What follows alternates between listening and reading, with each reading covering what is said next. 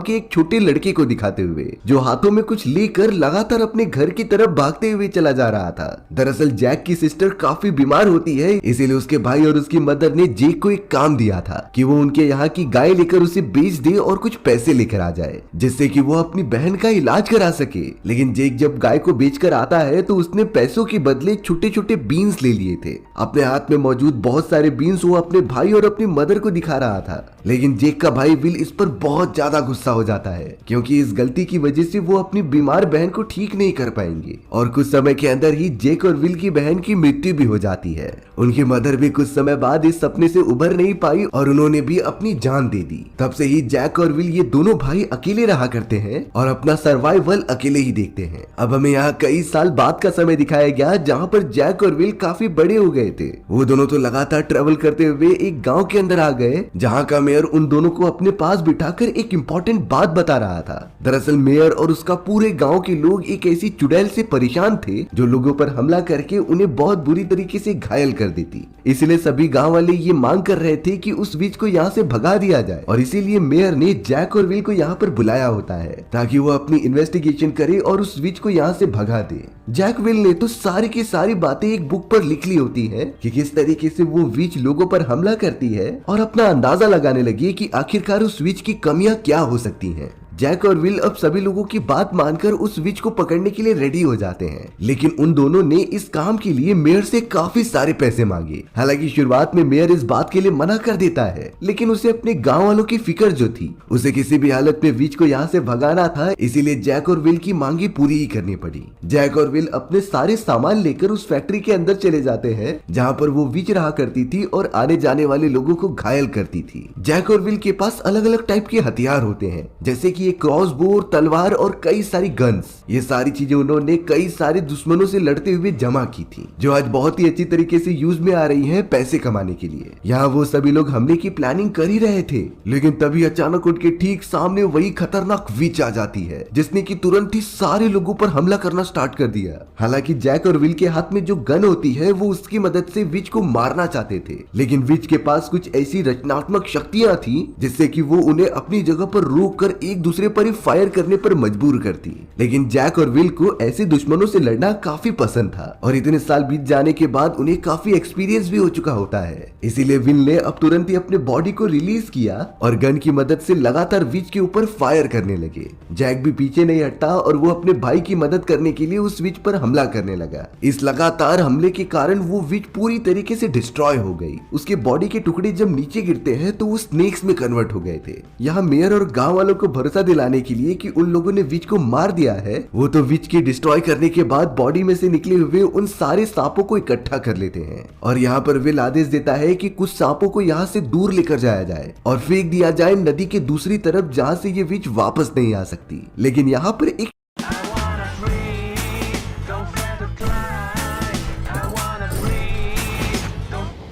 Shocking reality reveal होती है। हमें दो लोगों को दिखाया गया जिसका नाम बर्न्स्ट और हिडलिक होता है।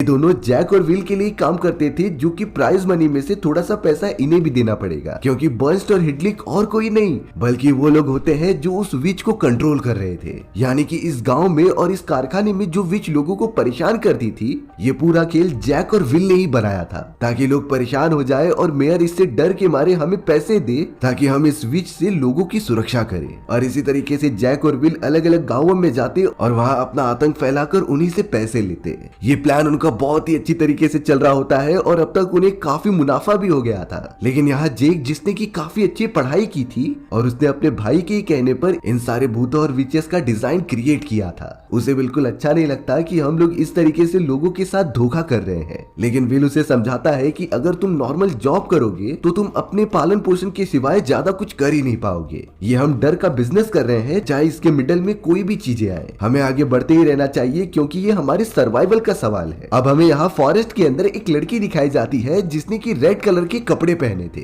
वो तो फॉरेस्ट के अंदर कई सारे फ्रूट्स जमा कर रही थी जिससे कि वो खाकर अपना गुजारा कर सके। लेकिन तभी अचानक उस लड़की को किसी के चिल्लाने की आवाज आती है। वो लड़की बहुत ही ज्यादा डर गई और दूसरी तरफ भागने लगी। लेकिन फिर पता चलता है कि उसके सामने जो बहुत ही बड़ा पेड़ था वो अब रियलिटी में जिंदा हो चुका है, जिसकी पूरी बॉडी जमीन में से बाहर निकलकर उसकी तरफ बढ़ती चली जा रही थी। वो लड़की इस बात से बहुत ही ज्यादा डर गई और वहां से काफी दूर भागने लगी। हालांकि वो अपने टाउन के अंदर पहुंचने वाली थी, लेकिन वो रास्ते में ही गिर जाती है, जिससे कि वो बड़ा सा दानव अब उसे पूरी तरीके से पकड़ लेता है और उसे जबरदस्ती फॉरेस्ट के अंदर खींच कर लेकर चला जाता है। सिर्फ उस पेड़ की डालियों के ऊपर लड़की के रेड कलर के कपड़े फंस चुके थे, जो उसकी निशानी होती है कि उस लड़की को भी किडनैप कर लिया गया है। पर इसके पीछे कौन सी शैतानी आत्मा थी ये अभी तक किसी को पता नहीं चला था। वहीं दूसरी तरफ जेक और विल नाम की वो दोनों भाई काफी ज्यादा एंजॉय कर रहे होते हैं, क्योंकि उन्होंने गांव में से उस खतरनाक विच को यहाँ से भगा दिया है। सारे के सारे लोग जेक और विल को अपना मसीहा मानने लगे थे और उनकी काफी अच्छी तरीके से खातिरदारी भी करते हैं। जेक और विल काफी ज्यादा पार्टी करने के बाद जब बेड पर सोने चले जाते हैं तो उनके घर के अंदर बहुत सारे फ्रेंच सिपाही आ गए थे। उन सारे फ्रेंच सोल्जर्स ने तुरंत ही जैक एंड विल को पकड़ा और उन्हें किडनैप करके अपने राजा के पास लेकर आ गए। दरअसल ये दूसरे गांव का एक जनरल होता है जिन्हें शायद जेक और विल की सच्चाई के बारे में पता चल चुका था। उसने तो जानबूझकर बर्स्ट और हेडलिक को पकड़ लिया होता है और उनसे जबरदस्ती सच्चाई बुलवा रहा होता है कि किस तरीके से जैक और विल ने लोगों को बेवकूफ बनाया है और वो अपनी टेक्निक की मदद से उस खतरनाक विचेस को बुलाते और उन्हें मारकर लोगों से पैसे लेते। जनरल तो कह रहा था कि अगर ये सच्चाई मैं गांव वालों को बता दूं तो तुम्हें मार दिया जाएगा। जेक और विल इससे बहुत ही ज्यादा डरने लगे, लेकिन जनरल एक बात कहता है कि अगर तुम मेरा काम कर दोगे तो मैं तुम दोनों को बिना कुछ किए छोड़ सकता हूँ। जनरल ने यहाँ साफ साफ बताया कि हमारे गांव के अंदर से कई सारे बच्चों को किडनैप किया जा रहा है, इसीलिए तुम दोनों को पता लगाना है कि इसके पीछे कौन सी काली शक्ति का राज है जो कि डीप फॉरेस्ट में मौजूद है, और अगर तुम दोनों ये काम कर दोगे तो तुम्हें छोड़ दिया जाएगा। जैक और विल के पास कोई भी ऑप्शन नहीं बचता ये काम करने के सिवाय, लेकिन उन्हें भी काफी डर लग रहा होता है क्योंकि ये उनके प्लान के मुताबिक नहीं था। जो भी उस फॉरेस्ट के अंदर हो रहा था शायद वो रियलिटी में भी हो सकता है। जैक और विल को तो जल्द से जल्द गांव के उस हिस्से में भेज दिया गया था जहां पर ये घटनाएं लगातार हो रही थी। फॉरेस्ट के अंदर तो अब हमें एक ब्रदर एंड सिस्टर दिखाए जाते हैं जो लगातार आगे बढ़ते चले जा रहे थे। वो लड़का तो अपनी एक फ्रेंड को ढूंढने निकला था जो फॉरेस्ट में कहीं गायब हो गई थी। वो कहीं भटक न जाए इसीलिए वो ब्रेड का टुकड़ा पीछे गिराते जा रहा था, लेकिन उसे क्या पता कि जैसे जैसे वो ब्रेड का टुकड़ा गिरा रहा है वैसे ही वैसे वहां पर कुछ कौवे आकर उस ब्रेड के टुकड़े को खा जा रहे थे, जिससे कि वो वापस जाने का रास्ता पूरी तरीके से भूल जाएगा।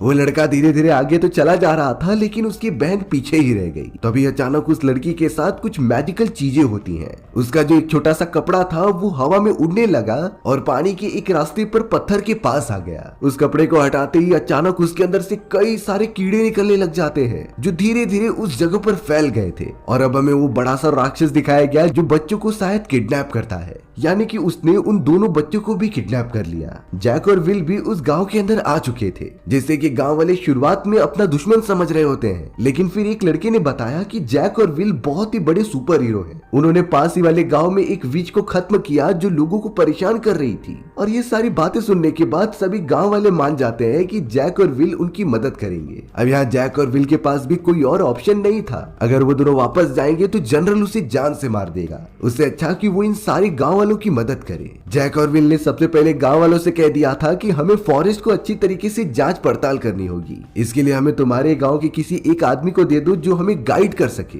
तो गांव वालों ने उन दोनों को एक घर के पास भेज दिया जहां पर उन्हें वो गाइड मिलेगा जो पूरी फॉरेस्ट का रास्ता जानता था। जेक और विल जब उस घर के अंदर जाते हैं तो ये पता चला कि ये तो किसी लेडी का घर है और उस लेडी का नाम एंजेलिका था। एंजेलिका को इस फॉरेस्ट के बारे में सारी बातें पता होती हैं, क्योंकि हाल ही में उसकी बहन भी किडनैप हो चुकी थी और उसी सिलसिले में वो बार बार फॉरेस्ट के अंदर जाती अपनी बहन का पता लगाने के लिए। पर अफसोस की बात ये होती है कि आज तक उसकी बहन मिली ही नहीं। एंजेला तो जैक और विल की मदद करने के लिए भी रेडी हो चुकी थी, इसीलिए वो जल्द से जल्द थोड़ा आराम करने के बाद फॉरेस्ट के अंदर चले आते हैं ताकि वो उस शैतान के बारे में पता कर सके जो कि बच्चों को लगातार किडनैप करते जा रहा है। जैक और विल भी एंजेलिका को सही मानकर उसका रास्ता फॉलो करने लगे लगे थे। वो सभी लगातार ट्रेवल करते हुए फॉरेस्ट के एकदम बीचों बीच पहुंच गए और उन्हें सामने की तरफ एक लंबा सा पैलेस दिखाई देता है। इसके बारे में एंजेलिका को पता था, इसीलिए वो जैक और विल को सारी बातें बताने लगी। एंजेलिका ने जैक और विल को उस बड़े से टावर के बारे में बताया कि जब भी इस टावर को तोड़ दिया जाता तो वो अगले दिन वापस से खड़ा हो जाता, यानी कि ये टावर पूरी तरीके से श्रापित है। अब एंजेलिका इसी टावर से रिलेटेड अपने फादर द्वारा सुनाई गई एक कहानी बता रही थी। दरअसल एंजेलिका के फादर के अनुसार इस जगह पर एक बहुत ही बड़ा राजा रहा करता था, लेकिन उसे अपना साम्राज्य विस्तारित करना था, इसीलिए उसने नॉर्मल साम्राज्य के रहने वाले लोगों की जमीन हड़प ली और जो भी राजा के अगेंस्ट गया उसे जान से मरवा दिया। राजा की एक बहुत ही ब्यूटीफुल वाइफ होती है जिसकी खूबसूरती के कई सारे लोग दीवाने थे,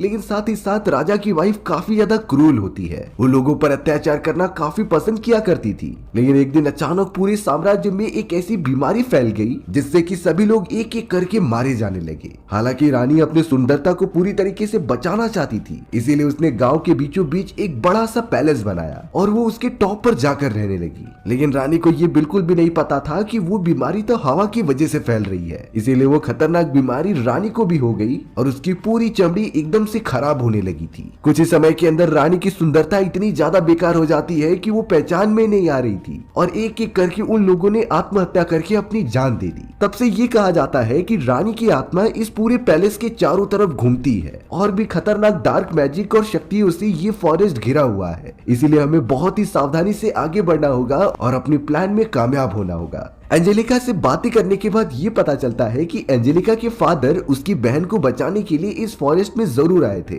लेकिन कुछ समय पहले उनके ऊपर एक खतरनाक भेड़िए ने हमला कर दिया और उसके बाद एंजेलिका के फादर भी कभी वापस नहीं लौटे। इन्हीं सारी चीजों की वजह से एंजेलिका चाहती थी कि वो अपने फैमिली की मौत का बदला ले और इस पूरे केस को सुलझा दे जो इतने सालों से चलता आ रहा है। यहाँ जैक जो साइड की तरफ बैठा हुआ था उसे फॉरेस्ट के अंदर कुछ हलचल दिखाई देती है। दरअसल उसने ये नोटिस किया कि वहाँ पर मौजूद पेड़ एक जगह से दूसरी जगह पर हिल रहे हैं, यानी उनके अंदर भी जान है जो एक जगह से दूसरी जगह जाने में सक्षम थे। हालांकि जैक ये सारी बातें अभी अपने भाई और बाकी लोगों को नहीं बताता, क्योंकि कोई सबूत ना होने के कारण सभी लोग उसे बेवकूफ समझेंगे। लेकिन अब हमें अचानक एक हंट्समैन दिखाया जाता है जो कि शायद लोगों को किडनैप कर रहा था। उसने तो जैक और विल के घोड़ों के पास आकर एक अजीब तरीके की चीजें खिलाने लगा। वो छोटे मोटे कीड़े मकोड़े होते हैं जो काफी अजीब लग रहे थे, लेकिन इस बात से वो सारे लोग एकदम बेखबर थे। फिलहाल के लिए एंजेला बाकी लोगों को लेकर गांव में वापस आ गई थी, लेकिन अब उसने डिसाइड किया कि वो इन चीजों में नहीं पड़ेगी। जो जा चुका है वो कभी लौटकर वापस नहीं आने वाला।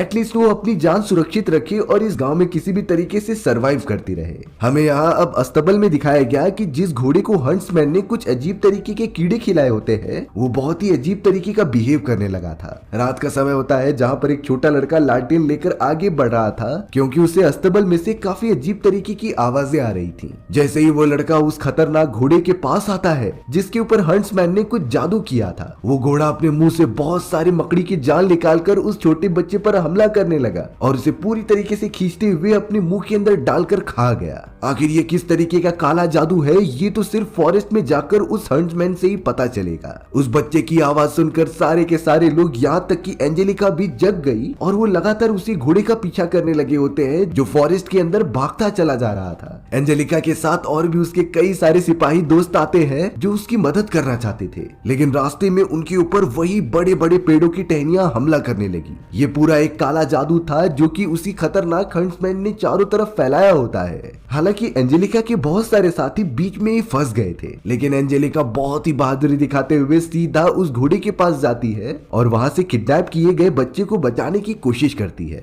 पर थोड़ी ही देर में वहां एक भेड़िया आ गया था जो बहुत ही ज्यादा खतरनाक दिख रहा होता है और वो धीरे धीरे एंजेलिका के सामने बढ़ते चला जा रहा था। एंजेलिका भी डरती नहीं और वो तो ये समझ चुकी थी कि शायद ये वही भेड़िया है जिसने कि मेरे फादर को जान से मारा होगा। वो तुरंत ही उसके ऊपर बो एंड एरो करके मार देती है, लेकिन वो भेड़िया बहुत ही ज्यादा शक्तिशाली और चतुर था। वो तो सारे वार से बचता चला गया और सीधा एंजेलिका के सामने आ गया। लेकिन ताज्जुब की बात ये होती है कि वो एंजेलिका को चोट नहीं पहुंचाता। एंजेलिका भी अब उसकी आंखों में देखने लगी जो सेम टू सेम उसके फादर जैसी दिखाई दे रही होती है। तब जाकर एंजेलिका को बात समझ में आई कि ये तो उसके फादर है जो एक भेड़िए में कन्वर्ट हो चुके थे। आखिर ये सारी चीजें कैसे और कब हुई ये एंजेलिका को पता करना था। एंजेलिका जब वापस अपने गांव के अंदर आई तो जैक ने कुछ फिगर आउट कर लिया था। जैक जैक बताता है कि उस लंबे पेरिस में जो राजकुमारी रहा करती थी उसका जरूर तुमसे कुछ रिलेशन है और जो कर्ज सालों पहले उसने दिया था वो आज भी लागू हो रहा है। जैक को लगने लगा था कि सच में उस महल के अंदर वो राजकुमारी अभी भी जिंदा होगी और उसे वो सच्चाई के बारे में पता तो करना ही था। लेकिन इतने समय में अब जैक को यहाँ पर एंजेलिका से प्यार होने लग जाता है। लेकिन जब जैक को ये पता चला कि एंजेलिका उसके बड़े भाई विल से प्यार करती है तो उसका दिल बहुत बुरी तरीके से टूट गया।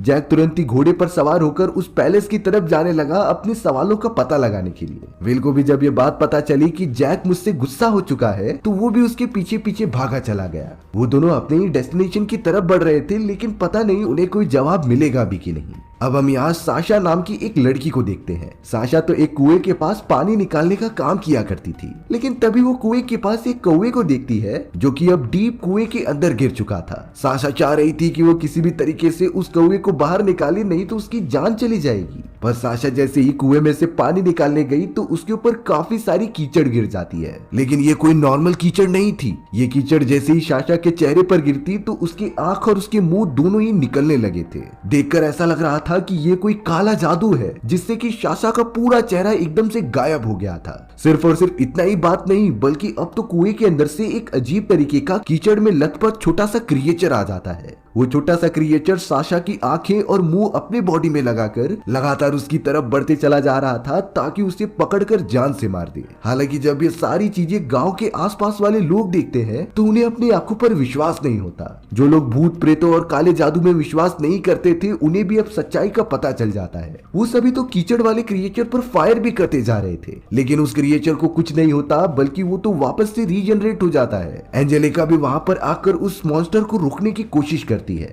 लेकिन वो मॉन्स्टर किसी भी तरीके से साशा को पकड़ता है और उसे कुएं में लेकर कूद जाता है। यानी कि इतने सारे लोगों के होने के बावजूद भी वो एक छोटी बच्ची को बचा नहीं पाए। वहीं पर हमें जैक दिखाया गया जो कि पैलेस के ऊपर चढ़ने की कोशिश कर रहा था। उसने ये नोटिस कर लिया होता है कि इस पैलेस का बनावटी स्ट्रक्चर काफी एडवांस है। उस समय में भी पैलेस को इस तरीके से बनाया गया था ताकि अंदर कोई घुस ना सके। सिर्फ ऊपर छत की तरफ से ही एक रास्ता होता है जहाँ से सारे लोग अंदर जाया करते थे। यहाँ विल भी फॉरेस्ट के अंदर होता है जो लगातार अपने भाई की तरफ ही बढ़ रहा था। अब जैक जब पैलेस के अंदर पहुंचता है तो उसे बहुत सारी पुरानी चीजें और एंशिएंट किताबें दिखाई देती हैं। वहाँ पर काले जादू की किताबें और फुल मून की नाइट के बारे में बहुत कुछ लिखा था। लेकिन सबसे बड़ी बात यह होती है कि उसे बेड पर और कोई नहीं बल्कि वो राजकुमारी दिखाई दी जो बहुत ज्यादा बूढ़ी हो चुकी थी, लेकिन अभी भी काले जादू की मदद से उसकी सांसें चल रही होती है। यानी कि जैक का अंदाजा सही था, वो रानी अभी भी जिंदा है और उसी के कर्ज के कारण ये सारी चीजें पॉसिबल हो पा रही थी। विल जो कि फॉरेस्ट में आगे बढ़ ही रहा था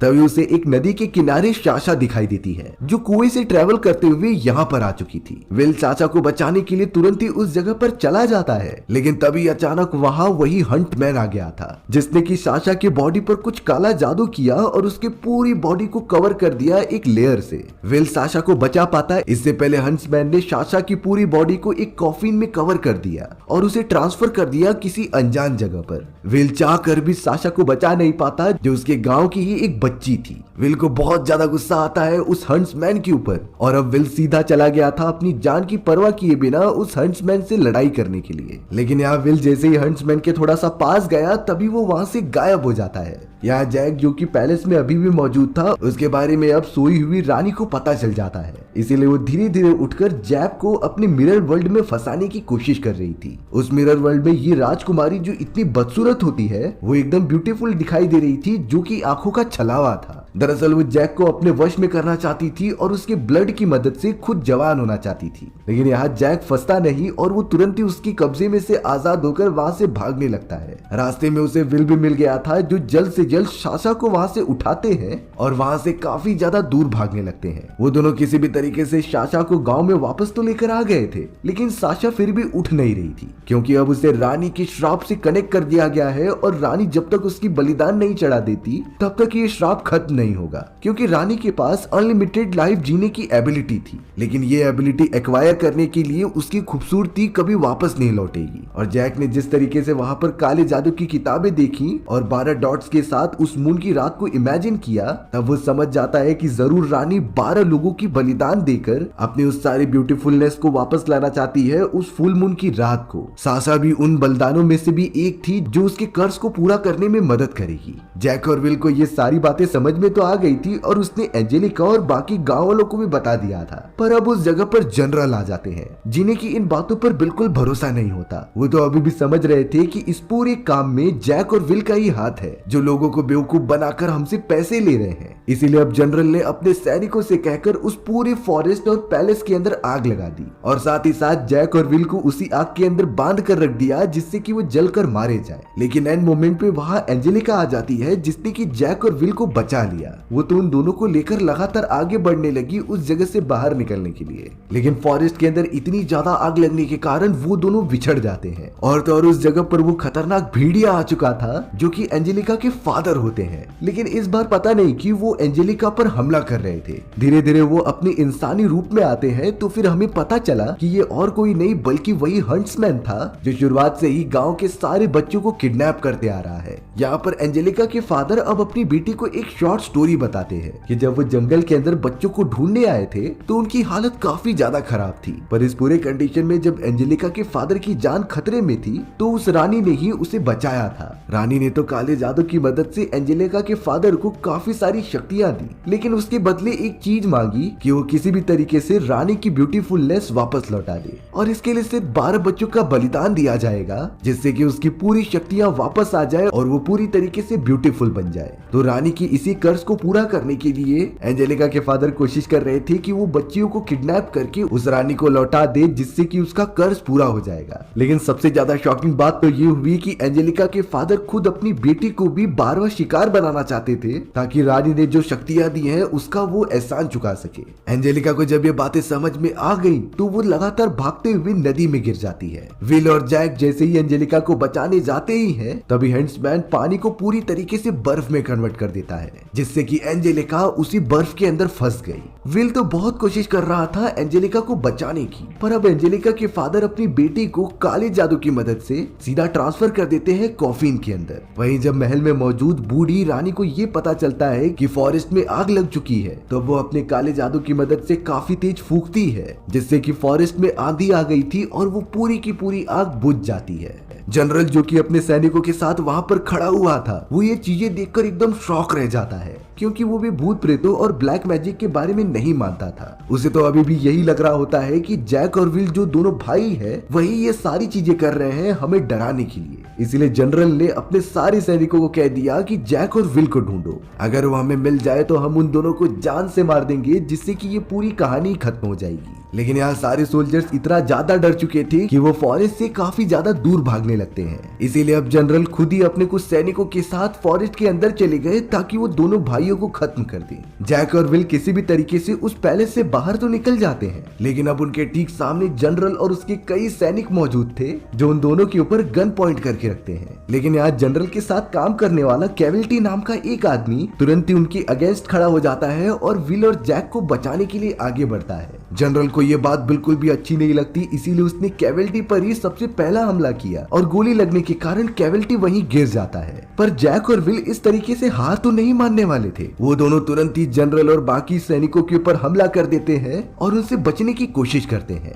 दोनों ने मिलकर किसी भी तरीके से जनरल को भी खत्म कर दिया था, लेकिन सबसे बड़ा खतरा तो अभी तक उनके सामने आया ही नहीं होता। वो दोनों जैसे ही पैलेस के अंदर आते हैं तो पता चला कि फुल मून की रात होने वाली है और अब एंजेलिका के फादर जो रानी के गुलाम थे वो अपनी बेटी का खून आखिरी बार उस रानी को पिला रहे होते हैं जिससे कि ये कर्ज पूरा होते ही राजकुमारी वापस से ब्यूटीफुल बन जाएगी। सारी चीजें एकदम प्लानिंग के हिसाब से होती है और खून पीते ही राजकुमारी की सारी शक्तियां वापस आ गई थी और वो पहले जैसी ब्यूटीफुल बन जाती है। जैक और विल को पता था कि अगर ये फुल मून की नाइट खत्म हो गई तो रानी का ये कर्ज कभी मिटेगा नहीं और जिन भी लोगों की बलि दी गई है वो कभी जिंदा नहीं हो पाएंगे। इसीलिए अब जैक और विल सीधा टूट पड़ते हैं उस रानी के ऊपर ताकि वो उसे रोक सके। लेकिन रानी की शक्तियां पहले से काफी ज्यादा हो चुकी थी। उसने अपने काले जादू का यूज करते हुए जैक और विल दोनों को एक दूसरे से लड़ाना स्टार्ट कर दिया। वो दोनों भाई एक जगह पर स्टक हो जाते हैं और एक दूसरे को मारने की कोशिश करते हैं। लेकिन यहाँ विल को समझ में आ चुका था कि उनमें से अगर कोई एक मर जाए तो उनके ऊपर लगा हुआ जादू मिट सकता था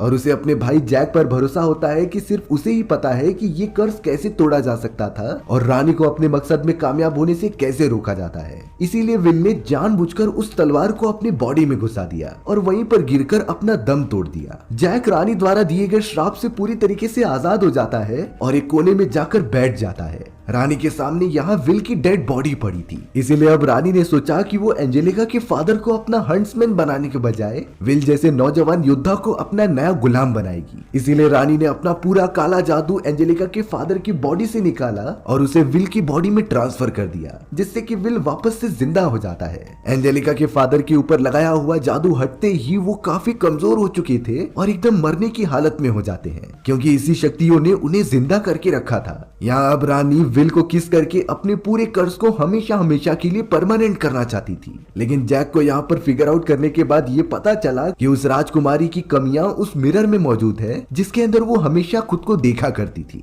इसीलिए जैक ने जल्द से जल्द उस मैजिकल मिरर को डिस्ट्रॉय कर दिया। मिरर के टूटते ही उस राजकुमारी की शक्तियां भी बिखरने लगी थी, जिससे कि वो काफी कमजोर हो जाती है और धीरे धीरे मरने लगती है। यानी कि जैक ने एकदम सटीक हमला किया था। वहीं एंजेलिका के फादर को गुस्सा आता है कि इस रानी ने मेरी बेटी की जान ली है, इसीलिए वो बचे कुचे मिरर को लेकर, जिसमें रानी की आत्मा मौजूद थी, उसे लेकर पैलेस से नीचे गिरने लगता है। हालांकि विल जो अभी भी रानी के कब्जे में था, वो हंट्समैन को ये करने से रोकता है और उसके साथ नीचे जाता है। पर अफसोस की बात ये थी कि उस मिरर को बचा नहीं सका। मिरर टूटते ही रानी की आत्मा पूरी तरीके से खत्म हो चुकी थी, लेकिन उसका दिया हुआ कर्ज अभी भी जारी रहता है। तब जाकर जैक को फेरी टेल की दुनिया की एक बात याद आई। उसे ये समझ में आता है कि अगर कर्ज को पूरी तरीके से तोड़ना है तो विल को कोई ऐसा किस करे जो उससे बहुत ज्यादा प्यार करता है। इसीलिए अब जैक ने विल को कहा कि तुम जाकर एंजेलिका को किस करो। किस करते ही रियलिटी में वो कर्ज पूरी तरीके से टूट चुका था, क्योंकि प्यार के अंदर अपनी एक अलग ही ताकत होती है जो सभी से ऊपर आती थी।